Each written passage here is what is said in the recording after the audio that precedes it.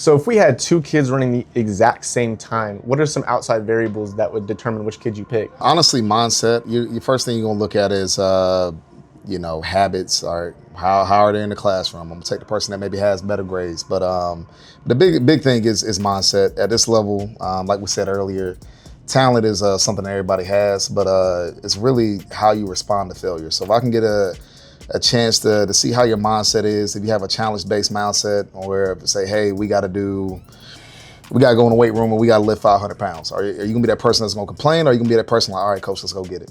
I know this is going to be tough. So I think that's the biggest thing, because you're going to face some version of failure at this level. I'm going to present it to you. Hopefully I'm going to present it to you in a way where it's structured, where you can get better. But that mindset is huge. You may be super talented and go the entire year without winning a single event. Floyd Whitaker is a perfect example of it. He was the national runner-up last year and did not win a track meet last year.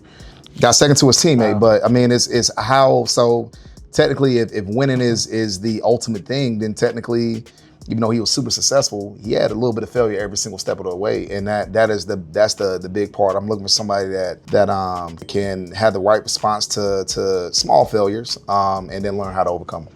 So at the end of the day, the difference between, so let's say if you have two 22 or 21 foot jumpers, let's say they're both women jumpers. Yeah. The one that you see is the most, driven, and the one that has probably some better grades. What about the time it took for them to contact you? So what if you say you have both 21 foot, but one contacted you in September, but the other one contacted you in January? Will that determine who you're going to go with? Yeah, I'll say the one that contacted me first is probably gonna have a better shot, just because they got to me first. So that kind of goes with, I'll say on the high school side of things, this first window, having a big junior year is gonna be critical, because that's the kind of the thing that I'm going off of. Seeing steady progression each year. Not saying that you're PRing by 2-3 feet each year, but seeing steady progression and consistency is one piece of it.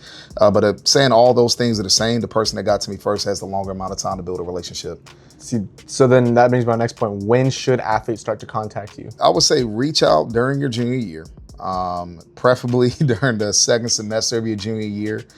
Just because when we look at these recruiting cycles, every 2 to 3 months, it's another wave of athletes that's kind of coming at us, whether it's new high schoolers or international athletes. You got Southern Hemisphere athletes that are kind of getting going and having their national championships at a different time of the year. So every 2 to 3 months, there's another wave of athletes that I just didn't know about that's done something impressive.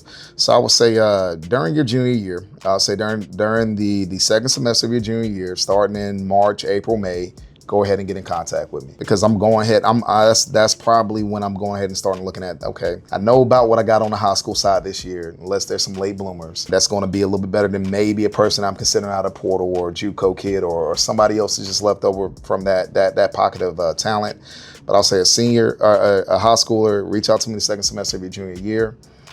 Definitely reach out to me over the summer, but you would definitely want to get in contact with me before August, because I'm going ahead and start setting up visits. So when do you typically host these visits? Home football games.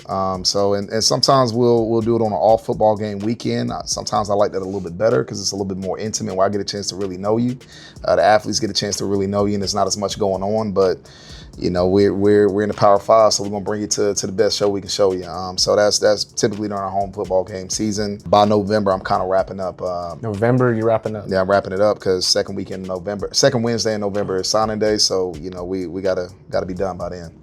Wow. So the earlier you can get in contact, of course, in that second semester, that's kind of like the golden period. That's that golden window.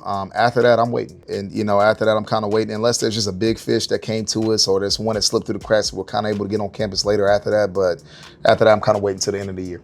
So, because I know there's multiple times where the portal opens, I'm assuming there could be like those cracks during, after indoor season when the portal opens, and let's say a kid gets in the portal, now you have an open slot. So do kids I know there's also another time after nationals, the portal opens. Is that window after nationals a big time for recruiting? I would say the last window is probably the biggest. I think there's a few reasons for that. I think that's kind of that fear of getting in the portal, like, are they still going to travel me, or are they still going to compete me? And that's a very real thing. There'll be some programs that say, all right, they're in there, we're done with you.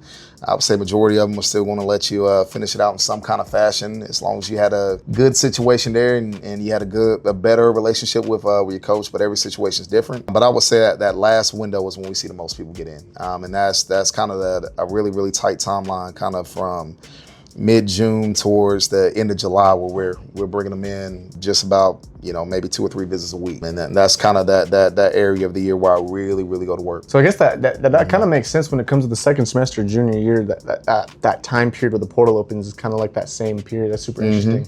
And so just to do for the clip real quick, scholarship money is typically gone pretty early, and the longer you wait, the less scholarship money is available.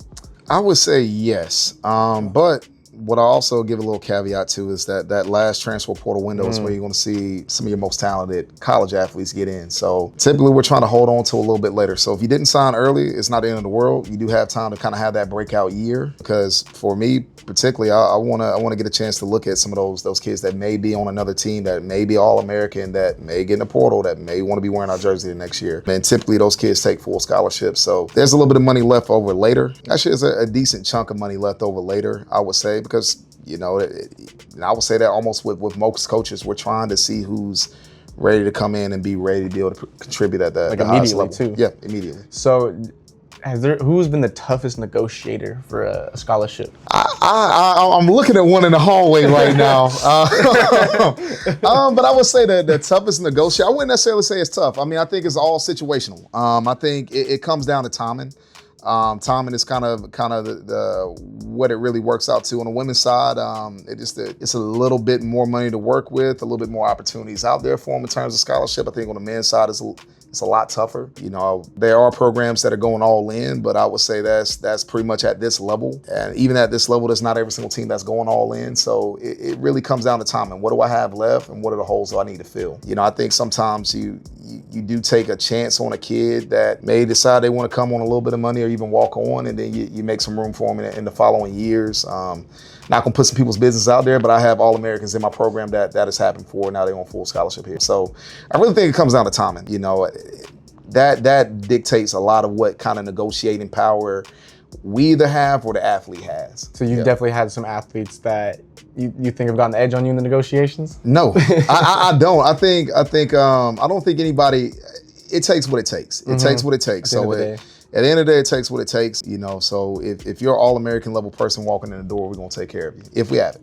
If we have it, that's the caveat. If we have it, and if you're a developmental athlete, there's such a gap between the floor is so high right now in the SEC and just in NCAA in general that if you can get the job done, then we're going to try our best to take care of you in every single way that looks like in terms of scholarship. So I wouldn't say that there's a whole lot of negotiating. Yeah, it's almost on the women's side it's just about like, hey, it's a walk-on low scholarship or a full scholarship. There's very little in between that we're kind of playing with nowadays at our level. And on the men's side, there is a lot more of kind of your traditional wiggle room. I think each year, programs are kind of stepping it up more and more at this level to be able to help take care of guys. But again, it's so small but elite that you're all in on a person that, hey, I know they can do the job. I'm going all in on this person. If I'm a little bit hesitant on them, maybe I play the money ball game. But nowadays, it's about all or nothing. So great answer. I'm not gonna lie, that was fantastic. Yeah. Can you break down how recruiting standards works? I know a lot of people get confused when they see the target recruit versus the recruit in general versus the walk-on. Some people are like, target recruit, no high schoolers in the country are doing that. Yeah. Can you just break that down, how that works for you guys? Yeah, I mean, pretty much for us, I mean, I think recruitment standards normally are based off of your conference. And how it works for us is basically based off our conference and nationals. And in an SEC, in most events, that's pretty much one and the same. A recruit, I would say my recruiting standard is 25 feet, or anybody that greatly shows that they're going to be a 25-footer very soon. But that doesn't guarantee a full ride. That's not guaranteed. When the conversation begins. That means that I will accept you into our program if we have a spot. The targeted recruiter is the person that can score the NCAA meet. That's typically a 26-foot long jumper. All right, that's typically going to get the job done. So that is the targeted recruit. That's going to take care of scoring at nationals. That's going to take care of things at the conference level if you do it on the day. So that's kind of what it is. I think at all levels you have like, all right, it was a 24-footer that has some great foot speed that may be willing to come in and walk on. All right, and if we have the spot, we'll give that kid an opportunity because we see a pathway for them to be able to contribute in terms of scoring points. Not just being a regional qualifier, not just being a national qualifier, but hopefully scoring. And if we have the time then we'll develop that up. But I would say, that's that preferred walk-on position. when it goes to recruiting standard, if you jump 25 and we deem that, where we're at, and I'm just saying 25 for the long jump, but if you jump that recruited mark, then yeah, we want you. We're gonna take care of you. Then that targeted mark, that's where we bring home more of those things. We had those accolades that are up on the wall, and those are the targeted athletes. Those are the athletes that keep us employed. So we try to get as many of those as possible. Yeah. So is it more important? So for you guys, I'm sure obviously national championships is what you guys are going for. Yeah. How much do you guys value winning conference versus winning nationals? I mean, we put a big value on both. I would say, there's something to being a conference champ. It's something that is it takes a little bit more of a team. Especially for SEC. Especially for SEC, but I would say even SEC is still, you got to be elite. I think it's one and the same for us. We were able to have top 3 finishes last year and on the conference side of things. We turned right around and had top 10, if not, top 4 finishes on the team side of things. So, I mean, I think they're one and the same. I think we approach them both the same. If you're an SEC scorer, then we feel like you're a national qualifier type person. If you're an SEC scorer, honestly, we feel like you're an All-American level person. 100%. So those things are one and the same for us. We want to win team titles. I feel like we came in and had some success early on, and we're building and working in that direction. The national meet, as crazy as it is, that may be an easier beast to slay, just because it's spread out a little bit more. Yes. So, being able to throw up 30 points with 4 guys in 1 hour puts you in 6th place as a team. Being able to go to the national championship meet on the women's side and put up 32 points with 4 or 5 ladies gets you 4th place. And yeah, there's a little bit more work to do, but it's like, hey, we're all good at count to 8 places in a final and count to 10 points. So it's a little bit, not going to say it's easier, but I think with the makeup of our team, I think we can be a little bit more competitive on the national side of things than we are on the conference side. And that sounds weird after finishing runner-up in 3rd place, but I do feel that way. So I guess, do you have a motto that you always tell your kids at practice, or something that you live by that you can kind of give advice for the athletes out there? Yeah, I mean, here are the 5 things I look for in every single athlete. I'm looking for somebody with the right mindset. Beyond marks, like you got to have the marks. The marks is what grabs my attention, right? Like the marks say, hey, I'm qualified. I'll interview you, right? But then these 5 things are the things that, if you're interviewed, are the things that drive it home before you get a job. If you're applying for a job, these are the 5 things I look for in an athlete to be able to say, hey, this is the person I want in our program. You always got to show up with the right mindset. You got to give great effort. You got to communicate. All right, you got to execute. I don't care how much I say I want to step outside and push this stadium 5 feet to the left. I don't care if I got the right mindset, I communicated, I'm giving the best effort I can. If I didn't execute, I really didn't get much done. So you got to execute.